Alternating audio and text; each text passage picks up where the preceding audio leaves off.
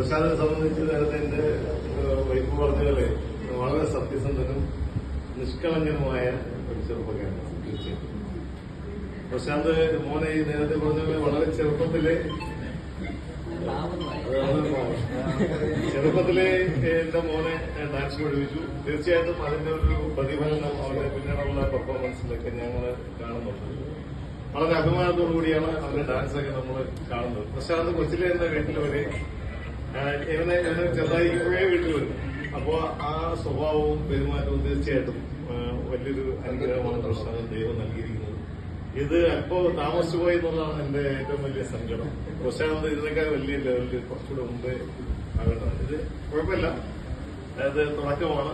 തീർച്ചയായിട്ടും വലിയ നിലയിൽ ഈ തിരുവനന്തപുരത്ത് അല്ലെങ്കിൽ കേരളത്തിൽ അറിയപ്പെടുന്ന വലിയൊരു ഡാൻസ് സ്കൂളിന്റെ ഒരു പ്രസ്ഥാനമാക്കി തീർച്ചയായിട്ടും പ്രശാന്തിന്റെ യാത്രയിലെല്ലാം എല്ലാവിധ സഹായങ്ങളും ഞാനിപ്പോൾ ഓഫർ ചെയ്യുകയാണ്.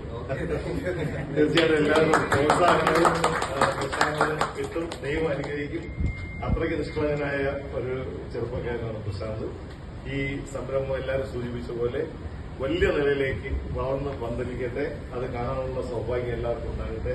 പ്രശാന്ത് എല്ലാവിധ ആശംസകളും ഈ സ്ഥാപനം.